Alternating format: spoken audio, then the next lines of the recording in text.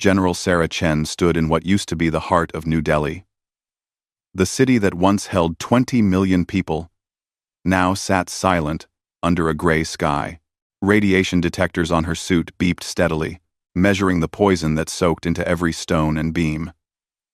Behind her, a squad of soldiers in protective gear waited by their transport vehicle. They did not speak. There were no words for this. 6 months had passed since the Zarkeen came. 6 months since the sky filled with ships that blotted out the sun. 6 months since humanity learned it was not alone in the universe, and learned it in the worst possible way. Chen remembered that day with perfect clarity. She had been in Geneva, attending a boring conference about trade regulations, when the alarms started. Every screen in the building suddenly showed the same thing. Massive alien vessels appearing in orbit around Earth. Hundreds of them, each one larger than an aircraft carrier. They simply appeared, as if they had always been there. Their technology so far beyond humanity's understanding that they crossed space itself like it was nothing. The aliens broadcast a message in perfect English, Mandarin, Spanish, Arabic, and a dozen other languages. Their translation technology was flawless. The message was simple. This world now belongs to the Zarkeen Dominion. You have one rotation of your planet to surrender all military forces and accept our governance. Resistance will be met with total destruction. Humanity asked for time to consider. The world leaders needed to meet, to discuss, to understand what was happening. They requested 48 hours. The Zarkeen response came 30 minutes later. A beam of light fell from the sky and erased Mexico City. 4 million people simply ceased to exist in an instant. Then came another message.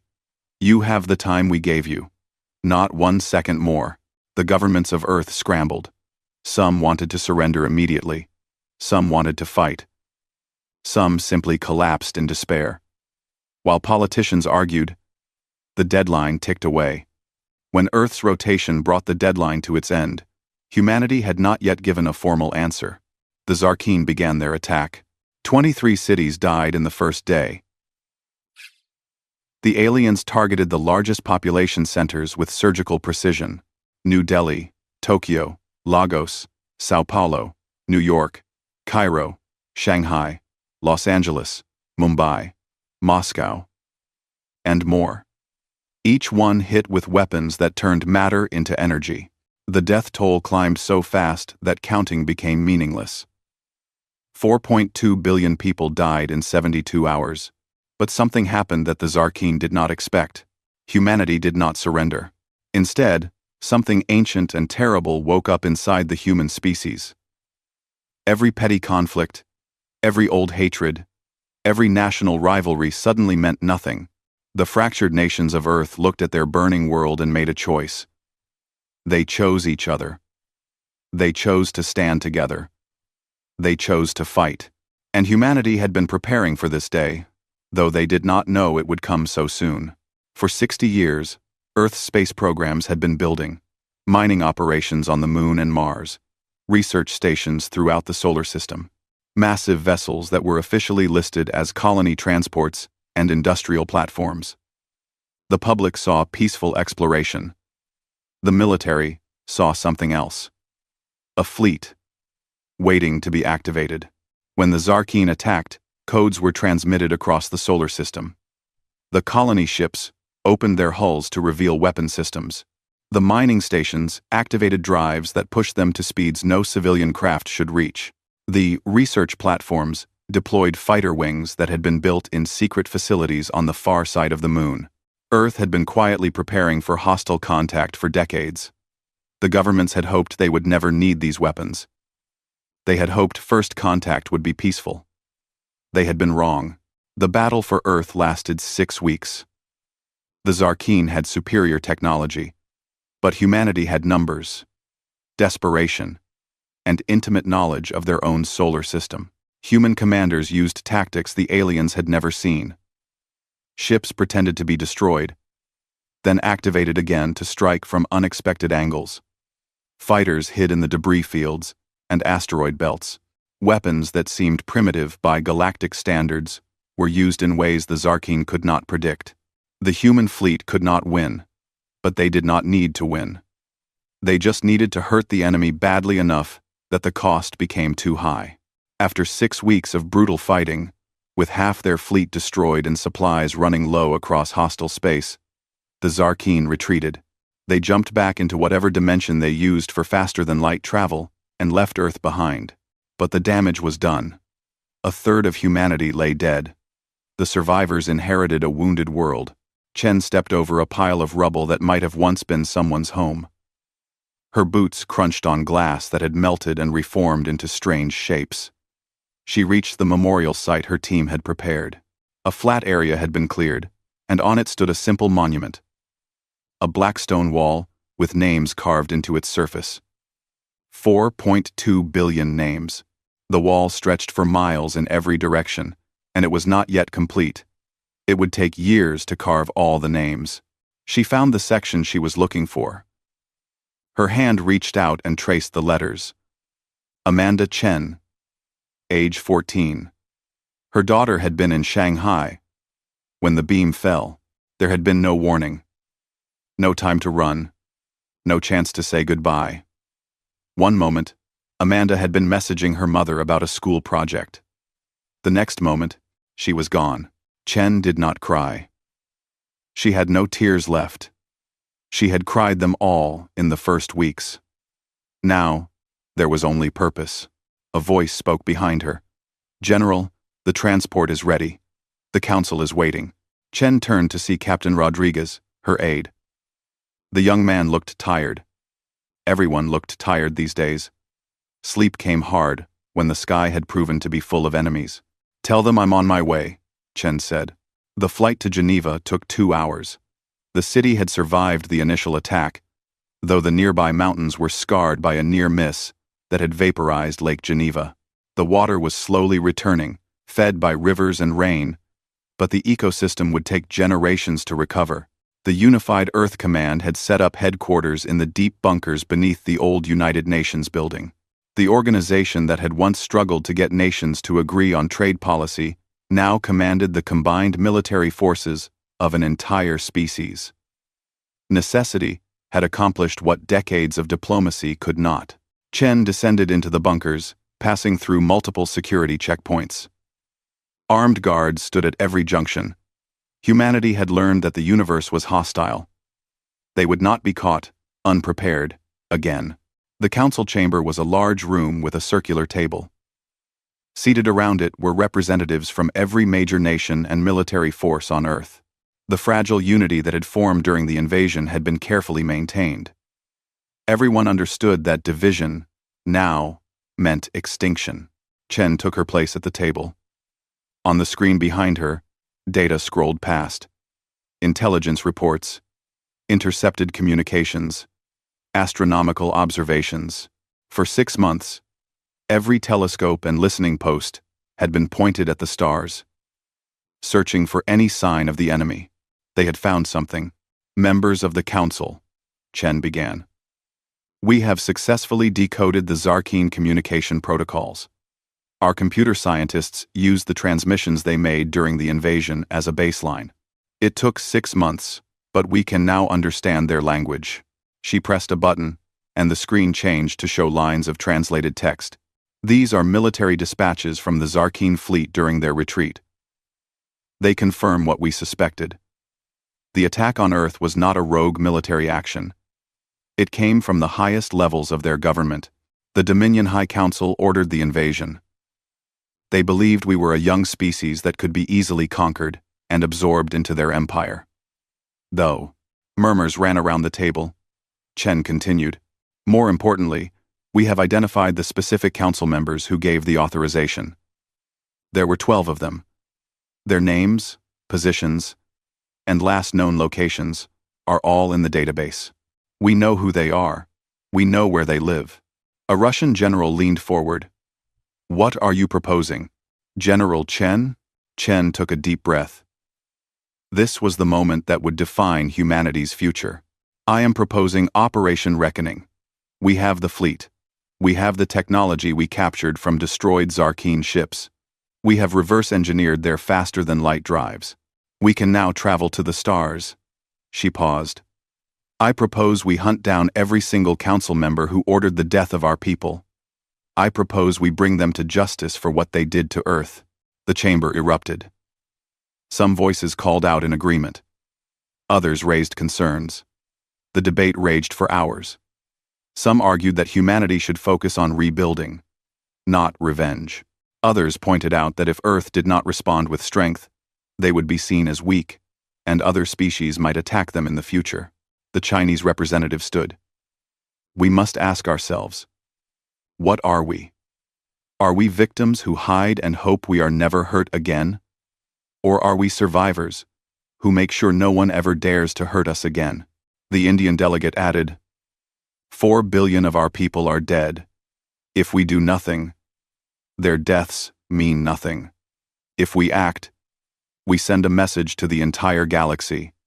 Humanity will not be destroyed. Attack us, and we will find you. There will be nowhere you can hide. The debate continued until the chairman called for a vote. Chen watched as each representative cast their decision. The tally appeared on the screen. The vote was unanimous. Operation Reckoning was authorized. Humanity was going to war. Chen stood before the council one last time.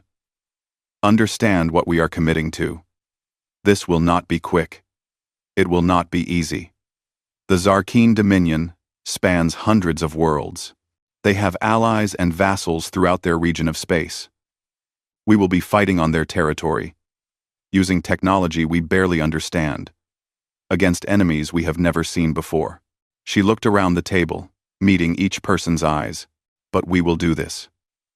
For every child who died in Shanghai, for every parent who burned in Lagos, for every dreamer who looked at the stars and hoped for a better future, only to have that future stolen by beings who thought we were too weak to matter. We will show them what humanity becomes when you take everything from us and leave us with nothing but each other." The council members nodded.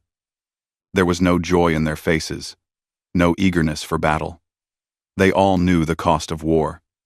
They had seen it, written in the ashes of their cities. "How long will this take?" asked the Brazilian representative. Chen considered the question. "Years, maybe decades, but we will not stop. Every council member who authorized the attack will face justice. They will answer for what they did. This I promise you." She saluted the council and left the chamber. Outside, Captain Rodriguez waited with a datapad. "General, the fleet commanders are requesting your orders. When do we deploy?" Chen looked at the pad. It showed the positions of Earth's new warships. The vessels were ready. The crews were trained. The weapons were loaded. Humanity's answer to the invasion was prepared to launch. "Tell them we deploy in 72 hours. That's how long the Zarkeen gave us before they started killing. I want them to understand the symmetry." She smiled, but there was no warmth in it. "We're going to teach the galaxy a lesson about humanity. They wanted to show us our place in the universe. Now we'll show them theirs." As Chen walked through the corridors of the command center, she passed walls covered with photographs. The faces of the dead stared back at her. Billions of faces, billions of stories, all cut short by beings who thought humans were insignificant. She stopped at a window that looked out over the surface. Geneva was rebuilding. Cranes dotted the skyline. People moved through the streets, going about their lives, refusing to give up despite everything. Humanity would heal. But first, humanity would hunt. The Zarkeen had invaded Earth, thinking they would find easy prey. They had awakened something they did not understand. Not a species of warriors, but something more dangerous. A species that would not accept defeat. A species that would chase its enemies across the galaxy, if that was what justice required. Chen placed her hand against the glass. Somewhere out in the stars, 12 beings were going about their lives, thinking they were safe. They were wrong. Humanity was coming for them. The stars looked different now. General Chen stood on the bridge of the UES Defiance, watching them through the forward viewport. They were not the familiar stars of Earth's night sky. These were the stars of the outer reaches, a region of space 50 light-years from home. The journey had taken 3 months, using the captured Zarkine drive technology. 3 months to travel a distance that would have taken human ships thousands of years before the invasion. 14 months had passed since the Zarkine attacked Earth. 8 months since humanity launched Operation Reckoning. In that time, the galaxy had learned that humans existed, and it had learned to be afraid. "Status report," Chen said. Commander Williams, her tactical officer, checked his displays. "We've deployed monitoring satellites throughout the system. No sign of Zarkine military vessels. Station Prime is maintaining its neutrality claim, but our intelligence confirms that Counselor Vrextal is aboard." Chen studied the space station on the main screen. Station Prime was a massive structure, a wheel rotating slowly in the darkness. It was owned by the Hask Collective, a species of traders who claimed to remain neutral in all conflicts. They served anyone who could pay, asked no questions, and sheltered anyone who sought refuge. It made them very wealthy and very useful to those who had something to hide. "Hail the station," Chen ordered. A moment later, a Hask appeared on the screen. The alien looked like a cross between a turtle and a spider, with a hard shell and multiple limbs that moved independently. Its voice came through the translation software as a calm, businesslike tone. "This is Station Master Krell. Welcome to Station Prime, human vessel. We are surprised to see your kind this far from your home world. Do you require docking services? This is General Sarah Chen of the Unified Earth Command. We have credible intelligence that you are harboring Counselor Vrextal of the Zarkine Dominion. He is wanted for war crimes against humanity. We demand his immediate surrender." The Hask's limbs rippled in what might have been laughter. "General Chen, Station Prime is neutral territory recognized by 17 major galactic powers. We do not involve ourselves in political disputes. Whatever grievances you have with your guests are not our concern." Chen had expected this response. She had prepared for it. "Station Master Krell, let me explain something to you about humanity. We are new to galactic politics. We don't yet understand all your rules and customs, but we do understand one thing very clearly: justice. Counselor Vrextal ordered the deaths of 4 billion humans, men, women, and children, who were no threat to him or his people. They died because he wanted to make an example of us." The Hask's tone remained calm. "Many species have grievances with each other, General. This is not unusual. What is unusual is your response. Typically, disputes are resolved through diplomatic channels, economic pressure, or limited military actions within accepted parameters. Your species has violated dozens of galactic conventions in your pursuit of these individuals." "Conventions we never agreed to," Chen replied. "Tell me, Station Master, do these galactic conventions include rules about exterminating billions of civilians without warning or cause?" The Hask was silent for a moment. "The Zarkine action against your world was regrettable, but it is not unprecedented. Young species are often subjected to such demonstrations. It is how the balance of power is maintained." Chen felt her jaw tighten. This was what they had learned over the past 8 months. The galaxy operated on rules that humanity found repulsive. The strong dominated the weak. Young species were kept in their place through intimidation and occasional violence. War was conducted according to elaborate rules that protected the powerful and limited the damage to their interests. Humanity had no interest in following those rules. "Station Master Krell, I am giving you 6 hours to turn over Counselor Vrextal. If you refuse, we will take action." "General Chen, I must warn you that any attack on Station Prime will be considered an act of war against the Hask Collective and all 17 signatories to the Neutral Station Treaty. You would be making enemies of half the galaxy. Then I suggest you spend the next 6 hours deciding which concerns you more: your treaty, or what happens when you shelter those who commit genocide." Chen cut the transmission. Commander Williams looked nervous. General, if we attack the station, the political consequences could be severe. Earth needs allies, not enemies. Chen understood his concern. It was a concern shared by many in the Earth government. But she also understood something else. Respect was not given in this galaxy. It was taken. Commander, humanity has been in this galaxy for 8 months. In that time, what have we learned? Williams considered the question. That most species view war as a limited engagement. They fight for resources, territory, or political leverage. But they do it with rules. Casualties are minimized. Damage to infrastructure is avoided when possible. Wars end with negotiations, not total victory. Exactly, Chen said. They fight like chess players. Move and countermove, playing for advantage, always leaving room for the opponent to survive because they know they might face them again someday. They've been playing these games for thousands of years. She turned to face her bridge crew. But humanity doesn't play chess when someone murders our family. We don't follow rules written by people who think genocide is just a political tool. We want the galaxy to understand that attacking Earth comes with a price that cannot be negotiated away. The 6 hours passed slowly. Chen used the time to review the intelligence reports on Counselor Vrextal. He was a high-ranking member of the Zarkeen military leadership. His career spanned 300 years, which was not unusual for his species. They lived long lives and spent most of those lives expanding their empire. The report included his testimony during the Zarkeen High Council meeting, where the attack on Earth was authorized. The translation software had captured his words. The humans have advanced too quickly. Their technology grows exponentially. In another century, they may be a threat. Better to crush them now, while they are still weak. Make them a vassal state. Remind the younger species what happens when they reach too high.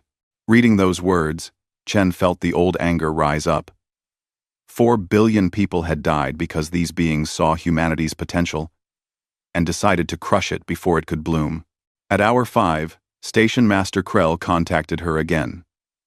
General Chen, the Hask Collective has consulted with our legal advisors. We maintain that Station Prime is neutral territory.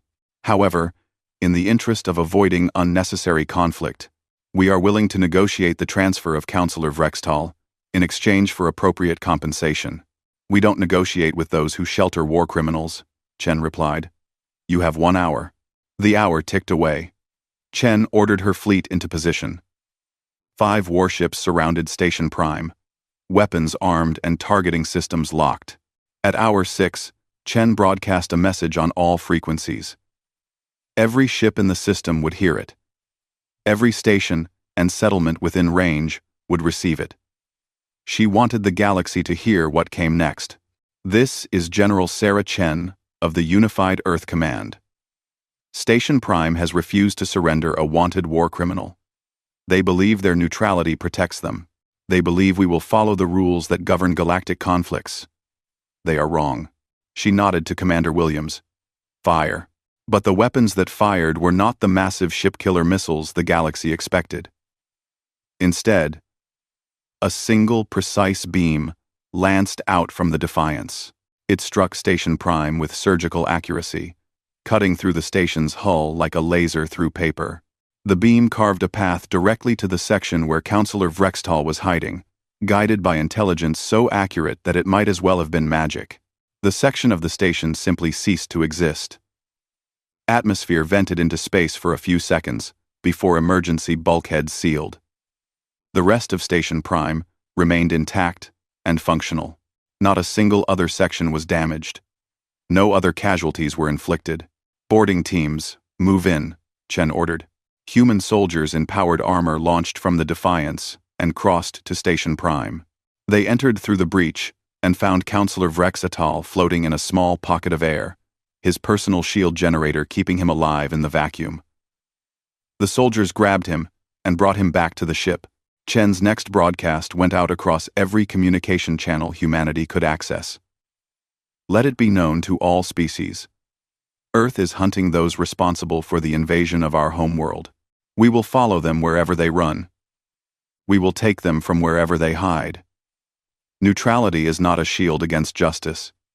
If you harbor them, you choose to stand with them. Choose wisely.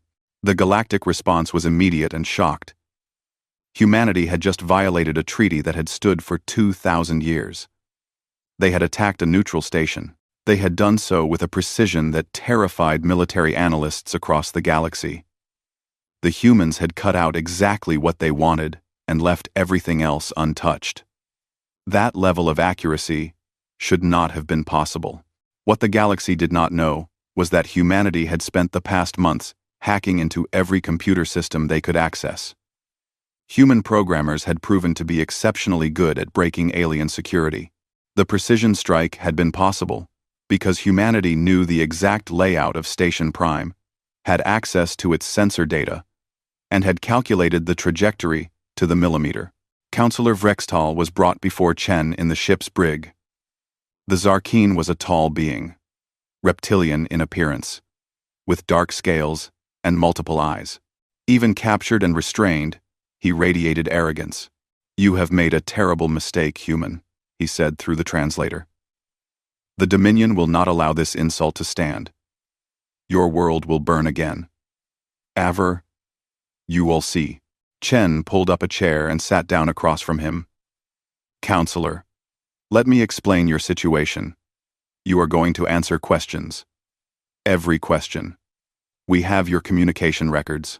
We have your testimony before the High Council. We know what you said, what you did, and why you did it. But we want you to say it in your own words." "I will say nothing," Chen smiled. "You will. Because we're going to broadcast your interrogation across every communication channel in the galaxy. Every species will watch. Every government will see. You will tell them why you ordered the death of 4 billion humans. And when you're done, the galaxy will understand exactly what kind of beings sit on the Zarkeen High Council." Over the next 3 weeks, Chen's team questioned Vrextal. At first, he refused to speak. But humanity had studied Zarkeen psychology. They had learned what motivated them, what they feared, what they valued. Slowly, carefully, the interrogators broke down his resistance. The broadcasts went out daily. The galaxy watched as Vrextal described the High Council meeting. He explained how the attack on Earth had been planned as a demonstration. The Zarkeen had noticed humanity's rapid technological advancement and decided to act before humans became a peer competitor. They had chosen overwhelming force to ensure humanity would never consider resistance. "It was meant to be merciful," Vrextal said in one session. "We could have exterminated your entire species. Instead, we gave you the chance to surrender. When you refused, we disciplined you. This is how the strong guide the weak." "By murdering 4 billion innocents?" the interrogator asked. "By teaching a necessary lesson. Young species must learn their place." The broadcasts caused chaos across the galaxy. Public opinion turned sharply against the Zarkeen. Species that had suffered similar demonstrations began to speak out. The Dominion found itself isolated, its diplomatic standing crumbling. But more importantly, the other 11 council members who had authorized the attack realized that humanity was serious. They began to run. Intelligence reports came in from across the galaxy. Council member Thaxal had fled to the border territories. Council member Prinkor had sought asylum with the Velkor Empire. Council member Zirval had disappeared into the criminal underworld. Chen marked each location on her star map. The hunt was on. Before leaving the system, Chen made one final broadcast. To those who wonder why humanity pursues this course. We do not do this out of rage, though we have rage. We do not do this out of hatred, though we have cause for hatred. We do this because, if we don't, the galaxy will continue to operate by rules that allow genocide as a tool of policy. 4 billion humans died because beings like Vrextal saw us as a problem to be solved. We will not allow their deaths to be meaningless. Every council member who authorized the attack will face justice. This is not negotiable.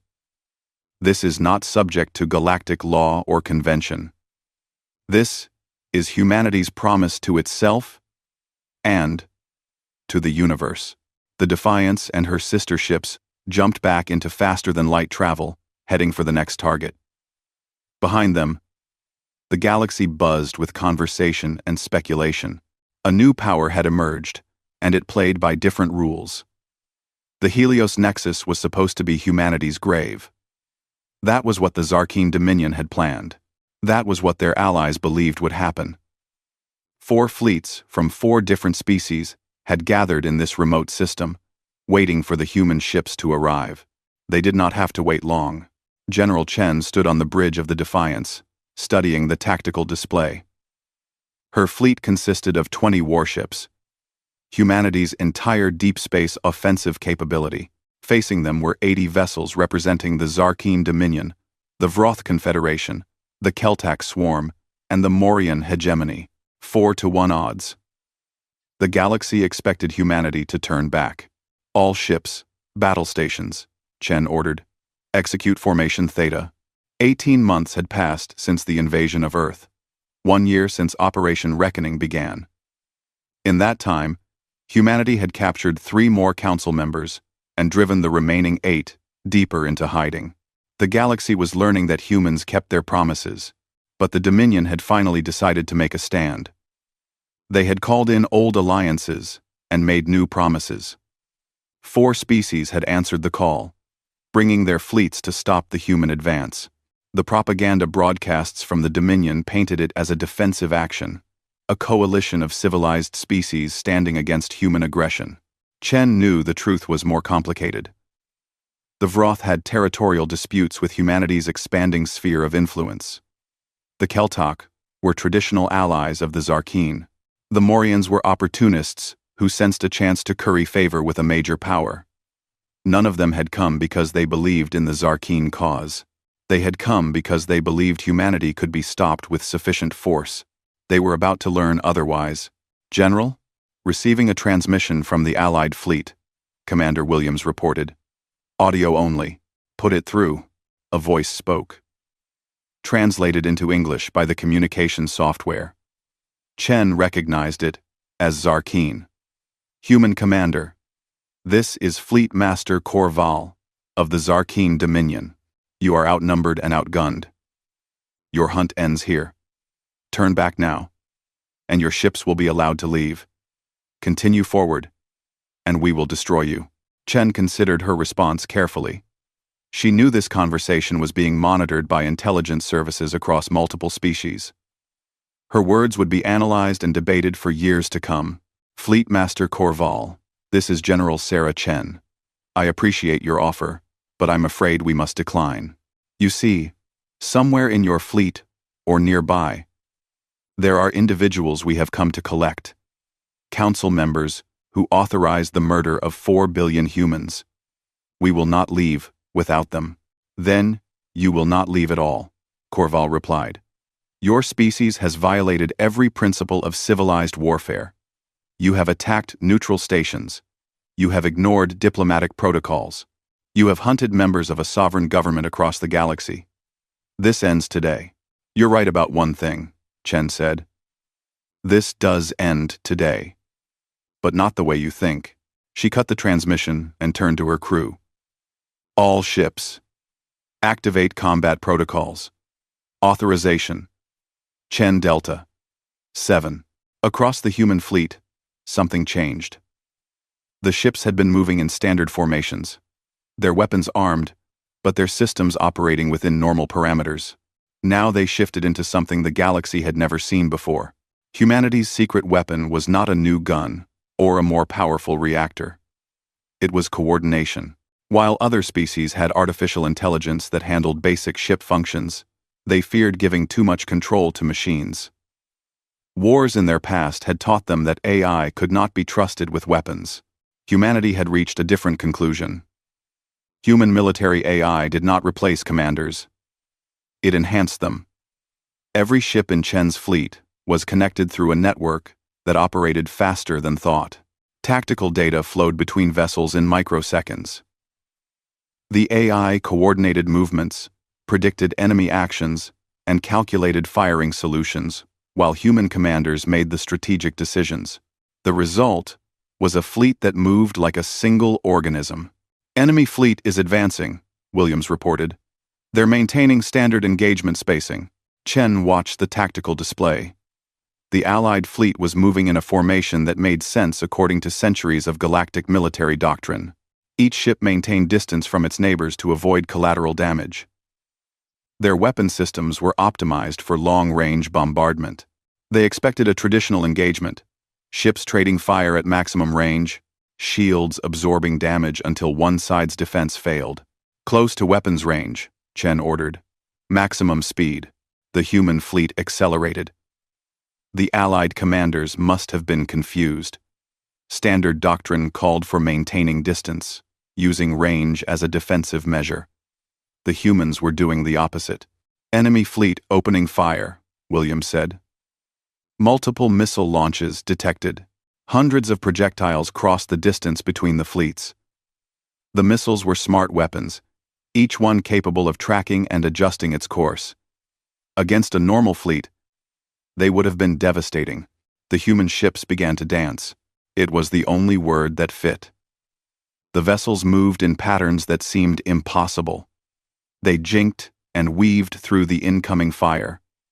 Their movements perfectly coordinated. When a missile got too close to one ship, a neighboring vessel would fire point defense systems to destroy it. The entire fleet operated as if controlled by a single mind.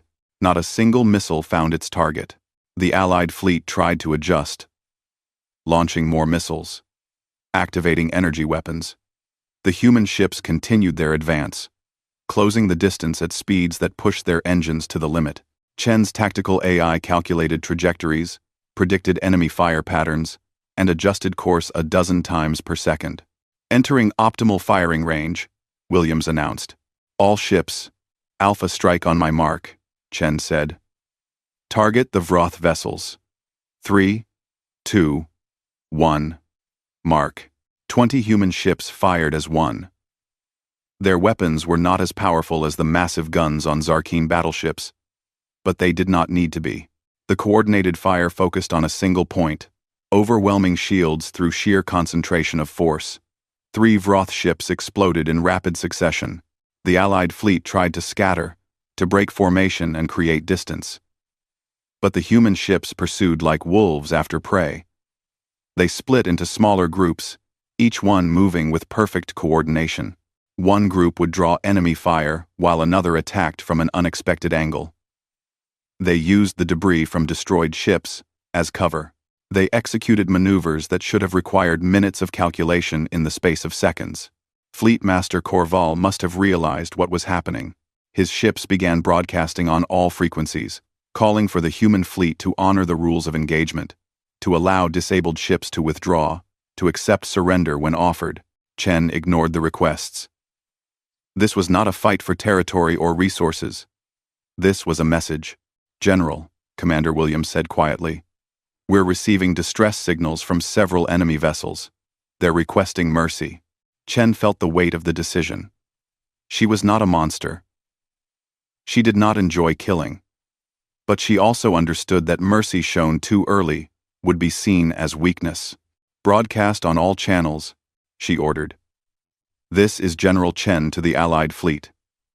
We will accept the surrender of any vessel that powers down its weapons and transmits its crew manifest. You have 2 minutes to comply. Across the battlefield, Allied ships faced a choice. Continue fighting a battle they were clearly losing, or surrender to the humans everyone had believed they could defeat. 15 ships powered down their weapons. The rest continued fighting. The battle lasted another 40 minutes. When it was over, the Allied fleet had been broken. 53 ships were destroyed or disabled. The remaining vessels fled into faster-than-light travel, scattering in different directions. The human fleet had taken damage. 2 ships were severely hit and would need extensive repairs. But not a single vessel was lost. Chen ordered the fleet to secure the battlefield. The surrendered ships were boarded by human marines. Wounded aliens were given medical treatment. Prisoners were processed according to the military conventions that Earth had established. This was important. Chen wanted the galaxy to understand something crucial about humanity. When the first Vroth commander was brought aboard the Defiance, he seemed confused. His species was tall and insectoid, with multiple limbs and compound eyes. Through the translator, he spoke with a clicking voice. "I do not understand. Your kind fights with such ferocity. Why do you now show mercy?" Chen met his gaze. "Because we can tell the difference between those who make war and those who are forced to fight it. Your government made the choice to ally with the Zarkeen. You followed orders. We will treat you according to the same standards we would want if the situations were reversed." The Vroth commander's antennae twitched. But this is not how wars are fought. The strong dominate. The weak submit. Your kind should be taking what you want from us. "That's the old way," Chen said. "We're showing you a new way. Humanity fights with everything we have when we must. But we do not become monsters to defeat monsters. Remember that. Tell your people what you saw here today." Over the next 3 days, as the human fleet secured the system and tended to prisoners, Chen conducted interviews with the captured officers. She learned valuable information about the locations of the remaining council members, but more importantly, she sent a message through those prisoners that would spread across the galaxy. On the 4th day, Chen made a broadcast. It was transmitted on every frequency, aimed at every listening post within 100 light years. "This is General Sarah Chen of the Unified Earth Command. Today we fought and defeated a coalition fleet that outnumbered us 4-1. We did not seek this battle. We did not want this war.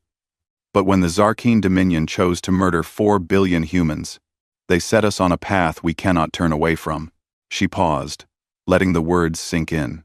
"To those who fought against us today, we have treated your wounded. We have fed your prisoners.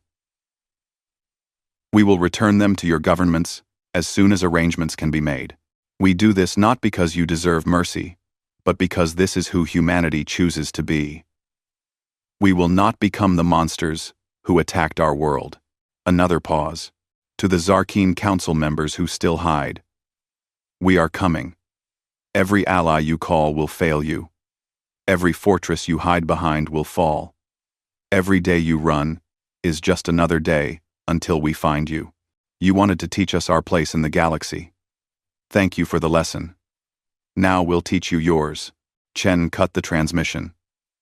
Commander Williams approached her, holding a datapad. "General, we've decoded the enemy fleet communications. 3 council members were supposed to be present at this battle, observing from a command ship. They fled when they saw we were winning. Our long-range sensors tracked their vessels. We know where they went." Chen looked at the data. The 3 council members had fled to Kraz Thor, the fortress world of the Zarkeen Dominion. It was the most heavily defended planet in their territory, surrounded by orbital weapons platforms and protected by thousands of ships. It was where the Dominion kept its most precious assets. It was where the remaining council members would gather, believing the defenses made them untouchable. Chen smiled. "Plot a course for Kraz Thor. It's time to end this." The news of the battle at Helios Nexus spread across the galaxy like a wave. Military analysts studied the recordings, trying to understand how a smaller fleet had achieved such a decisive victory. They saw the coordination, the precision, the way human ships moved as if controlled by a single mind. It was unprecedented. It was terrifying. Governments that had been considering open opposition to humanity's hunt suddenly reconsidered. If the humans could defeat a 4-1 numerical advantage, what could they do to a single species that made itself their enemy? The galactic discourse shifted. Some species began to argue that perhaps the Zarkeen had gone too far. Perhaps attacking a homeworld without provocation was indeed a crime that warranted punishment. Perhaps these humans, for all their ferocity, had a point. But the Zarkeen Dominion was not ready to accept defeat. They issued a statement claiming that Kraz Thor was impregnable. They dared humanity to attack it. They promised that any human ship that approached the system would be destroyed. Chen read the statement and issued a simple response. We accept your challenge. See you soon. The human fleet began its journey to Krozthor. It would take 6 weeks to reach the system, at maximum faster than light speed. 6 weeks for humanity to prepare. 6 weeks for the Dominion to ready its defenses. 6 weeks until the galaxy would learn what happened when an unstoppable force met an immovable object. Chen spent those weeks reviewing every piece of intelligence on Krozthor.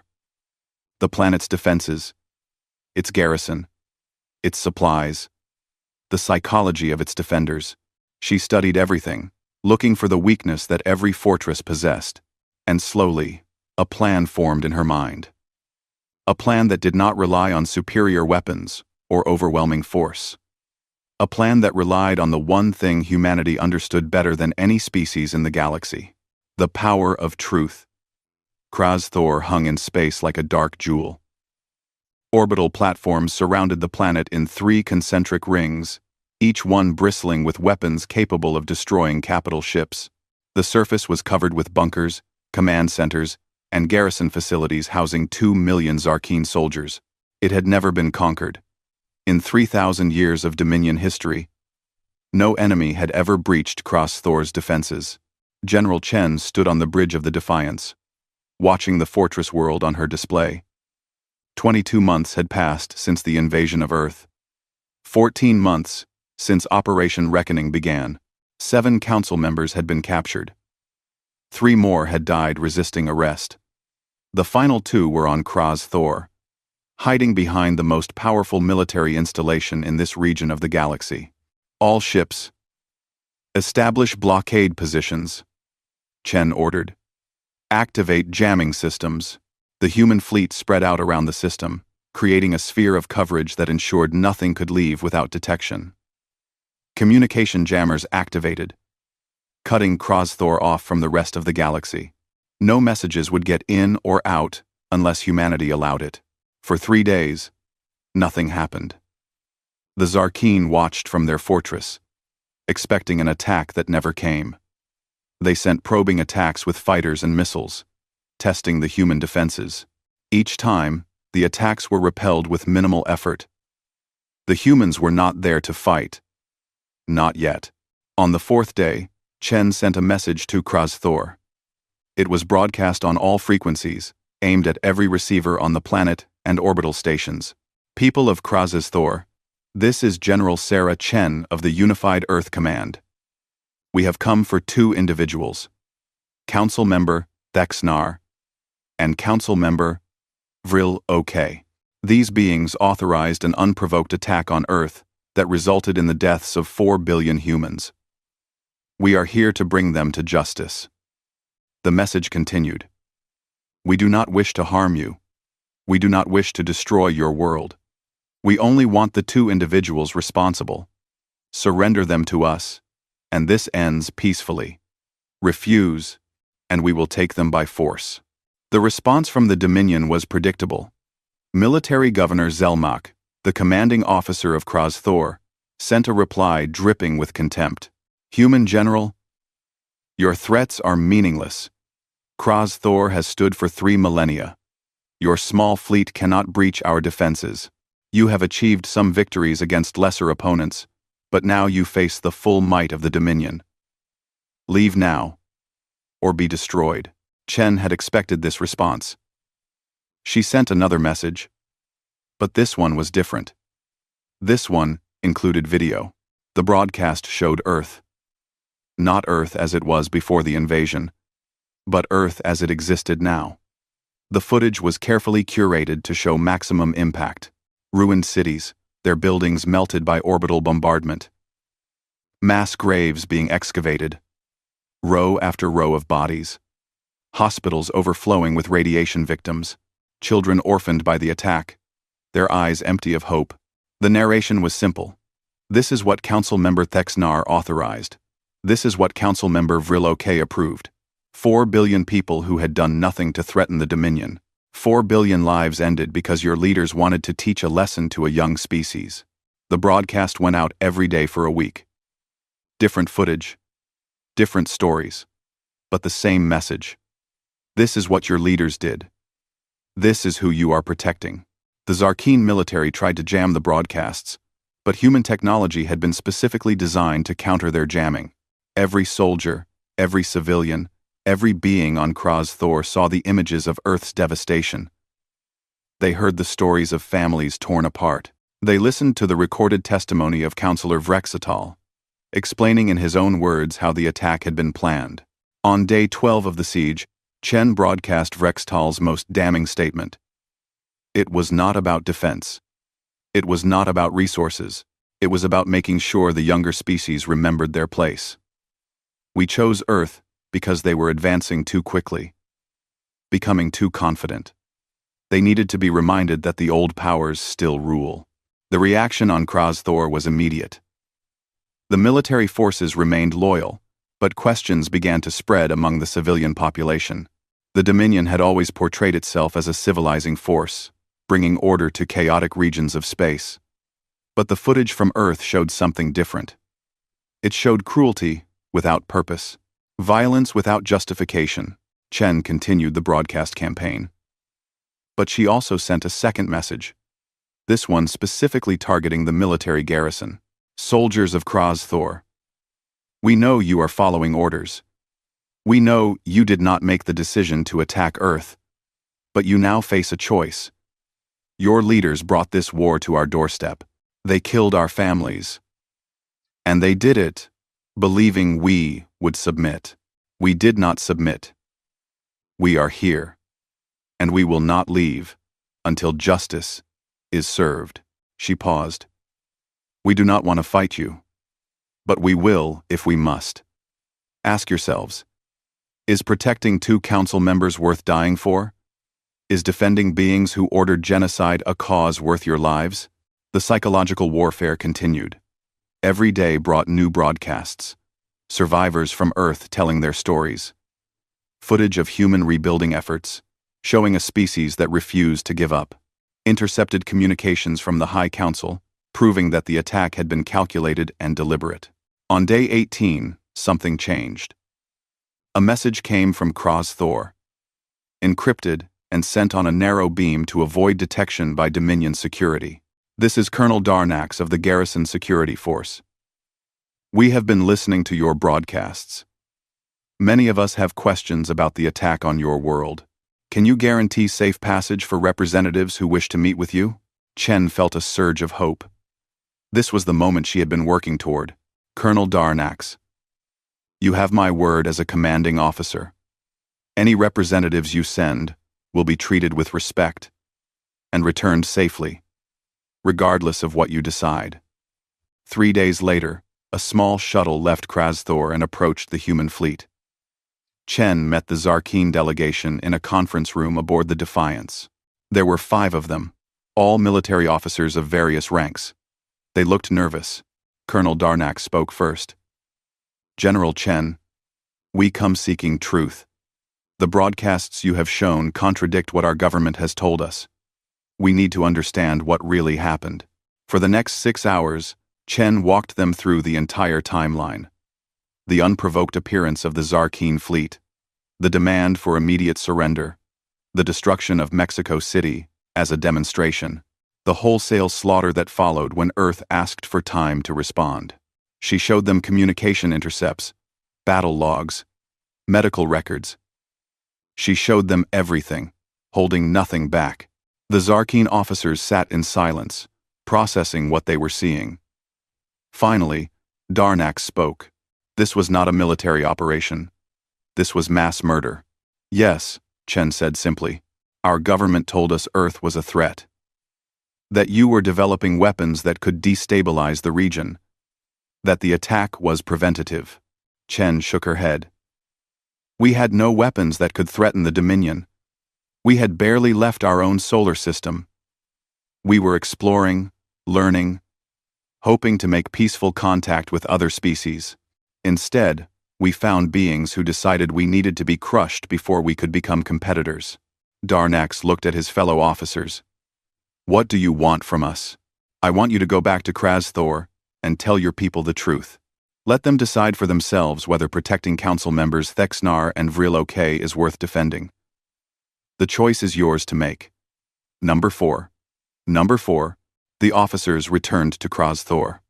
Chen did not know what they would do, but she had planted a seed. Over the next week, that seed grew.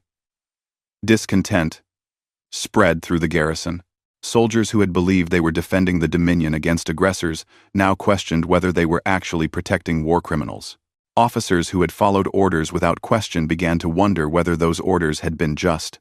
Military Governor Zelmach tried to suppress the dissent. He arrested several officers suspected of disloyalty. He executed a civilian who spoke too openly about questioning the council. He declared martial law and restricted all communications. But it was too late. The truth was out, and truth was a weapon more powerful than any gun. On day 34 of the siege, Chen received another encrypted message. This one was from a larger group, calling themselves the Justice Movement. They represented military and civilian leaders who believed the council members should be surrendered. "We are prepared to act," the message said. "But we need assurance that humanity will not destroy Krozthor after we surrender the council members. Can you guarantee the safety of our world?" Chen considered the question carefully. She knew that how she answered would determine not just the outcome of this siege, but humanity's reputation in the galaxy for generations to come. "You have my word," she replied. "Surrender council members Thexnar and Vril OK, and the human fleet will withdraw immediately. We will not occupy your world. We will not demand reparations. We seek justice, not conquest. Help us achieve that justice, and this ends peacefully." The response came 2 days later. "We are moving against the governor's forces. Stand ready." What followed was a coup. The Justice Movement, led by Colonel Darnax and supported by significant portions of the military, moved against Governor Zelmach and the loyalist forces. The fighting was brief but intense. The governor and his supporters had superior defensive positions, but they were outnumbered. Council members Thexnar and Vril OK tried to flee in a private ship, but the rebels had taken control of the orbital defenses. The ship was disabled and forced to return to the surface. After 47 days of siege, Krozthor's defenses fell without a single shot fired by human forces. The Justice Movement transmitted a message to Chen. "General Chen, this is Colonel Darnax. We have secured council members Thexnar and Vril OK. We are prepared to turn them over to your custody. We request that you keep your word and leave our world in peace." Chen ordered the fleet to stand down from combat readiness. She personally led a landing party to Krozthor's surface, accompanied by a small honor guard. They met with Colonel Darnax in the central plaza of the planet's capital city.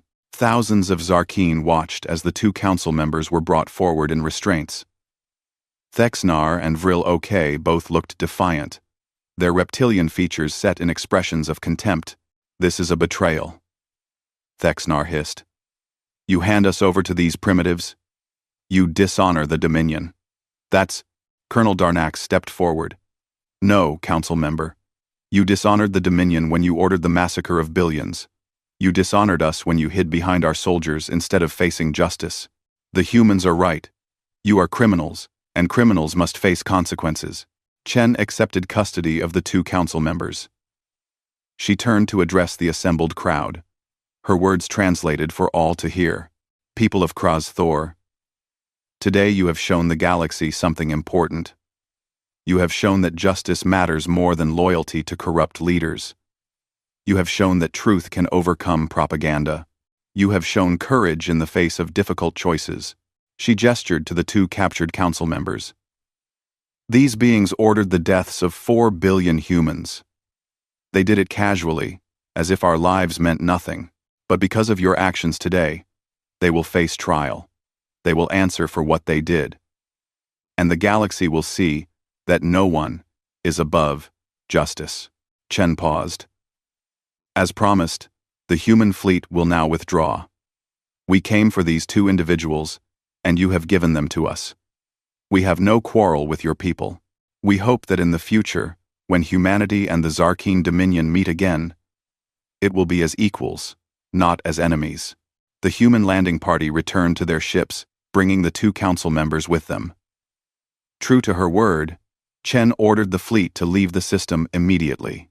As the Defiance jumped into faster-than-light travel, Commander Williams approached Chen.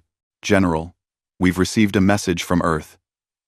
The Council wants to know when you're returning home." Chen looked at the datapad showing the locations of the 7 captured Council members and the 2 who had died. 9 out of 12. 3 still remained at large, but intelligence suggested they were in hiding, no longer protected by military forces or allied governments. "Tell them we'll be home in 6 months. We have a few more stops to make. But the hard part is done." Over the next 5 months, humanity tracked down the final 3 Council members. One was found hiding on a remote mining colony. Another surrendered voluntarily, tired of running. The final one was located on a smuggler's ship and captured after a brief chase. All 12 Council members who had authorized the attack on Earth were now in human custody. The hunt was over. Chen ordered the fleet to return home. The journey took several weeks, traveling back across the space they had crossed during their long pursuit. As they approached Earth, Chen stood on the bridge, watching her homeworld grow larger on the screen. The planet still bore scars from the invasion, but cities were being rebuilt. The atmosphere was slowly healing. Life continued, as it always did.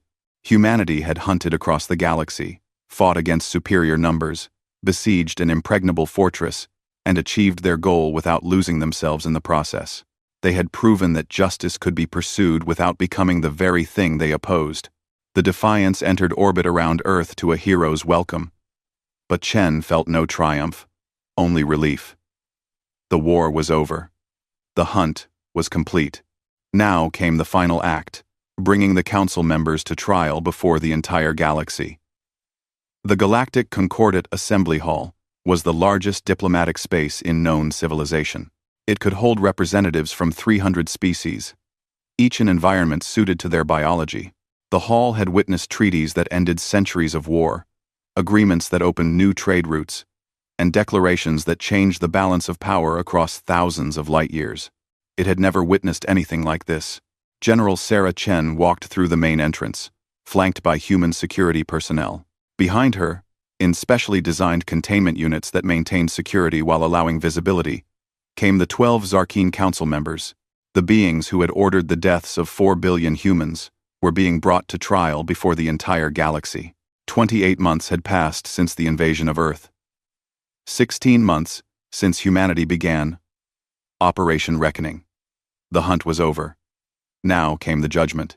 Chen took her position at the human delegation station. Around her, hundreds of species watched through various visual and sensory organs. Some were humanoid, walking on 2 legs with recognizable features. Others were so alien that Chen still struggled to understand their body language. But all of them were focused on this moment. The presiding arbiter, a being from the ancient Velastran species, called the session to order. The Velastrans were one of the oldest civilizations in the galaxy, neutral in most conflicts, respected for their fairness. The arbiter's translation came through as a deep, resonant voice. This assembly recognizes the representative of Earth. General Sarah Chen, you have brought charges of genocide and crimes against sentient life, against 12 members of the Zarkeen Dominion High Council. This is an extraordinary action. The Concordat does not typically involve itself in military conflicts between species. Why should we hear this case? Chen stood. She had prepared for this moment for months. Everything humanity had done, every battle fought, every diplomatic bridge burned, had led to this. Honored Arbiter, members of the Assembly, I stand before you not to ask for sympathy, but to present facts. 28 months ago, the Zarkeen Dominion launched an unprovoked attack on Earth. They appeared in our skies without warning. They demanded immediate surrender. When we asked for time to consider, they destroyed a city of 4 million people as a demonstration. When we still did not surrender instantly, they proceeded to exterminate 4 billion humans in 72 hours. She activated a holographic display. Images appeared above the assembly floor. Earth before the invasion. Blue oceans, green continents, cities glowing with light. Then Earth after. Gray skies, radioactive craters, ruins where those cities had been. The Zarkeen leadership has claimed this was a military operation. They have suggested Earth was a threat. Let me show you what kind of threat we posed. New images appeared. Human space exploration vessels. Small and primitive compared to galactic standards. Research stations studying solar dynamics. Colony ships that were barely faster than light. Nothing that could threaten an empire spanning hundreds of worlds. We were explorers. Scientists. Dreamers. We had barely left our home system. We had never encountered another intelligent species. We had no weapons capable of threatening the Dominion. We were no threat to anyone. The Zarkeen Defense Council, a hired advocate from the Morian species, stood. The Dominion exercised its sovereign right to protect its interests. Earth was developing technology at an unprecedented rate. Preventative action is recognized under established precedent. End quote. Chen had expected this argument. Preventative action against a non-existent threat is simply murder with planning. But let us examine this claim of rapid technological advancement. She brought up comparative data. This chart shows the technological development of Earth compared to other species at similar stages. Yes, we advanced quickly, but our advancement was purely civilian.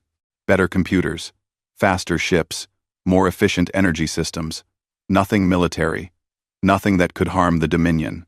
The Arbiter studied the data. General Chen, the Concordat recognizes that conflicts occur between species. Resources are disputed. Territory is contested. Why is this case different from countless other conflicts throughout galactic history? This was the critical moment. Chen took a breath. Because this was not a conflict. A conflict implies both sides have a reason to fight. We had no conflict with the Zarkeen. We did not know they existed until they appeared to destroy us. This was not war. It was extermination, and it was ordered for one reason: to remind younger species not to reach too high. She activated another recording. This was the testimony of Counselor Vrextal, recorded during his interrogation. His voice filled the chamber. The humans were advancing too quickly. In another century, they might have been our equals. Better to crush them now, while they were still weak. Make them an example. Remind the younger species what happens when they forget their place. The chamber erupted with noise. Representatives from dozens of species spoke at once, their translations overlapping into chaos. The Arbiter called for order, but the disruption continued for several minutes. When quiet finally returned, the Arbiter addressed the assembly. We have all heard this testimony before, as humanity has broadcast it across the galaxy. But hearing it again in this context raises difficult questions. Was the attack on Earth truly defensive, or was it something else? The Zarkeen Defense Council tried to regain ground. Even if we accept that the attack was aggressive rather than defensive, this does not justify humanity's response. They have violated numerous treaties. They attacked neutral stations. They pursued sovereign officials across the galaxy. They conducted warfare in ways that break every convention of civilized conflict. Chen smiled. It was not a pleasant smile. Civilized conflict. Let me explain something about humanity to this assembly. We are new to galactic politics. We did not grow up with your rules and conventions. So when the Zarkeen attacked us, we did not know that we were supposed to surrender gracefully. We did not know that genocide was an accepted tool of diplomacy among the civilized species. We did not know our place. She walked to the center of the floor, addressing not just the Arbiter but every species present. You want to know why humanity pursued this course? Why we hunted across the galaxy? Why we refused to follow your rules? I'll tell you. Because your rules are designed to protect the strong and keep the weak in their place. Your rules say that a powerful species can destroy a younger one and face no real consequences. Your rules say that as long as you follow certain formalities, murder on a massive scale is acceptable. The chamber was silent now. Every being present was listening. Humanity rejects those rules. We reject a galaxy where might makes right.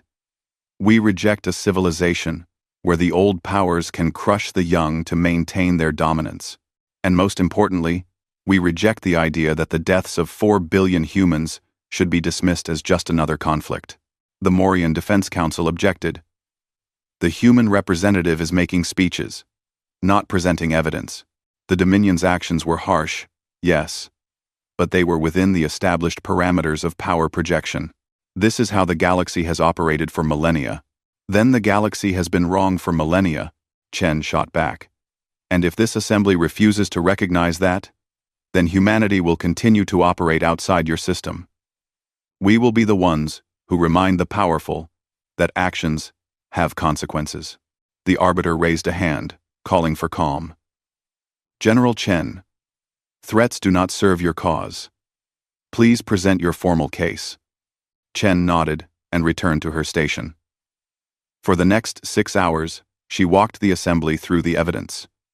Communication logs showing the High Council meeting where the attack was authorized. Military records proving the attack was planned months in advance. Casualty reports detailing the 4 billion deaths. Medical records of survivors suffering from radiation poisoning. But most powerfully, she presented testimony from Zarkeen military officers who had participated in the attack. Many of them had been captured during various battles. Under questioning, they had described their orders and their actions. One officer's testimony was particularly damning. We were told it would be quick. The humans would see our power and surrender. When they didn't, we were ordered to continue bombardment of population centers until they did. I followed my orders. I killed millions. I thought I was serving the Dominion. Now I understand I was serving a government that values power over justice. As the evidence mounted, the mood in the chamber shifted. Representatives who had been skeptical began to look troubled. Species that had themselves suffered demonstrations from more powerful neighbors began to speak up, sharing their own experiences. The arbiter called for a recess. The assembly would reconvene the next day for closing arguments. That night, Chen met with the human diplomatic team. Ambassador Williams, who had been coordinating Earth's outreach to other species, had news. General, we're receiving communications from 17 species. They want to propose a resolution condemning aggressive acts against developing civilizations. They're calling it the Earth Protocols. If it passes, what the Zarkeen did to us would be formally declared a crime under galactic law. Chen felt a surge of hope. Would it be enforceable? Would it be enforceable? That's the difficult part. The Concordat has limited enforcement power, but if enough species agree to the protocols, it creates a new norm. Species that violate it would face diplomatic isolation, trade sanctions, and potential military action from a coalition. So we wouldn't change the past, but we might prevent future Earths. Exactly. The next day, the assembly reconvened for closing arguments. The Morian Defense Council made a final attempt to defend the council members. Yes, the attack on Earth was severe. Yes, the casualties were high, but the Dominion acted according to the understanding of power that has governed this galaxy for thousands of years. To punish these council members is to reject the entire system that has maintained galactic order. It would be chaos. Chen stood for her final statement. She looked around the chamber, meeting as many eyes and sensory organs as she could. Members of the assembly, you face a choice today. You can maintain the old order, where the strong dominate the weak, and might makes right. You can declare that what happened to Earth was unfortunate but acceptable.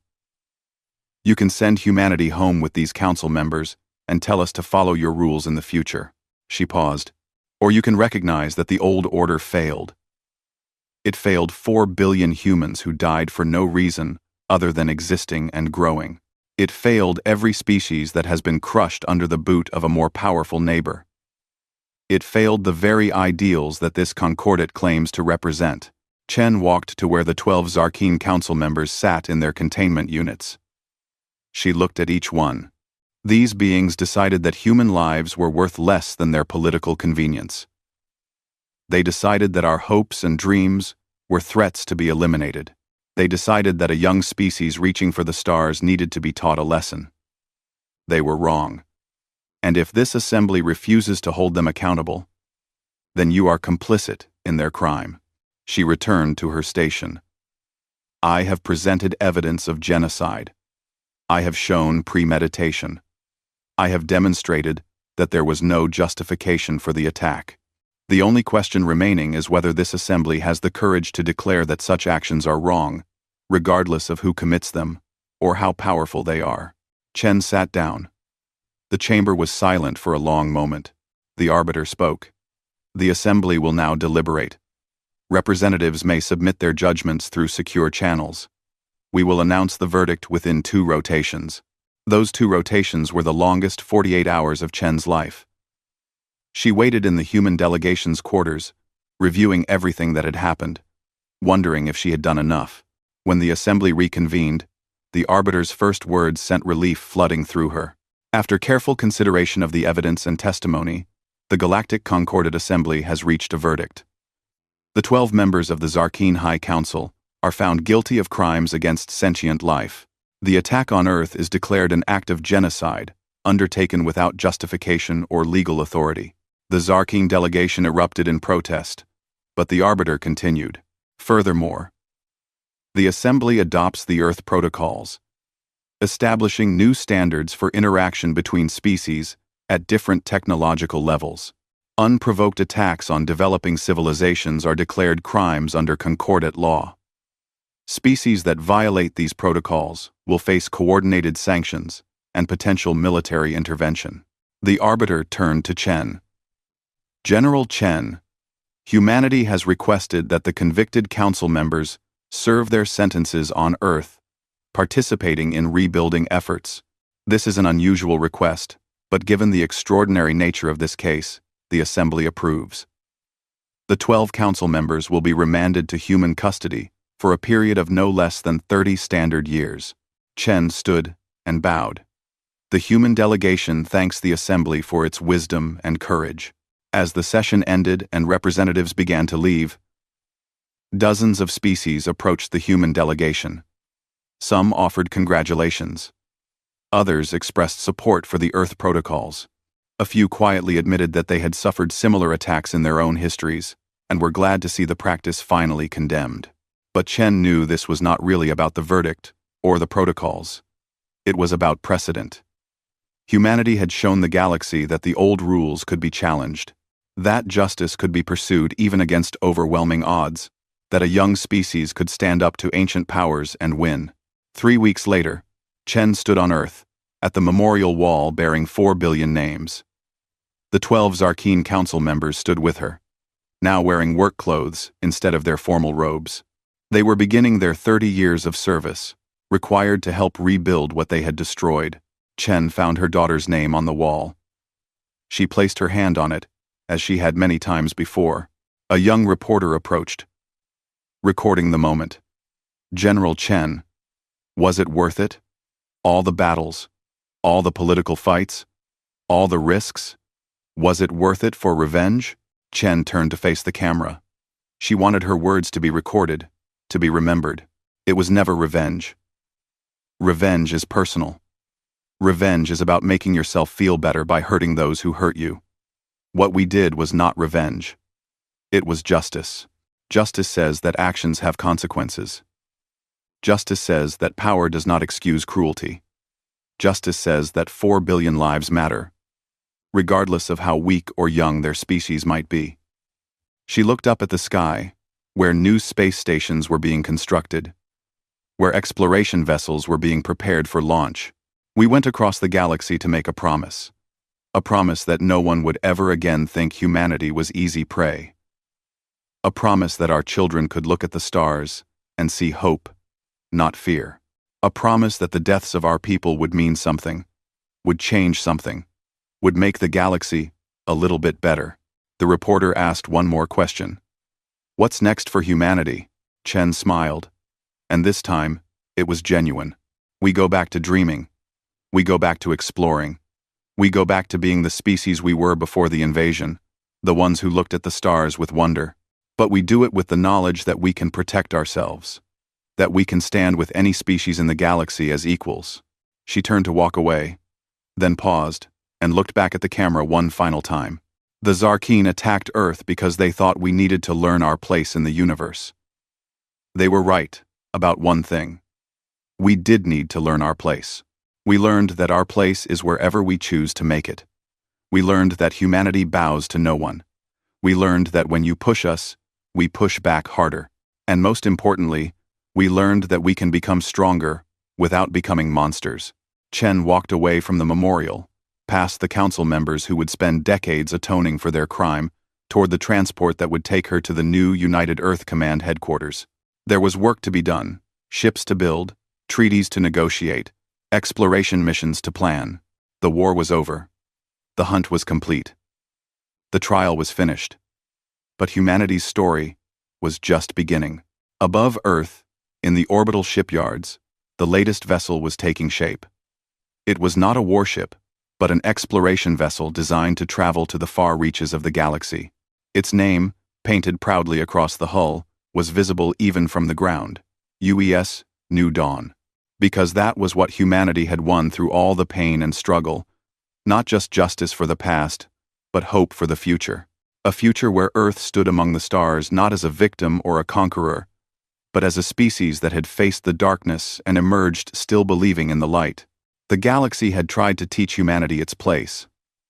Instead, humanity had taught the galaxy a lesson it would not soon forget: that justice, when pursued with unwavering determination, could move mountains. That a species willing to stand for its principles could change the rules that governed civilization itself. That the newest voice in the galactic chorus could sing a song that would echo for generations. General Sarah Chen looked up at the new dawn taking shape in orbit and allowed herself, for the first time in nearly 2 years, to feel something other than grim determination. She felt hope. And in a galaxy that had grown cynical over millennia, hope was perhaps the most revolutionary thing humanity could offer.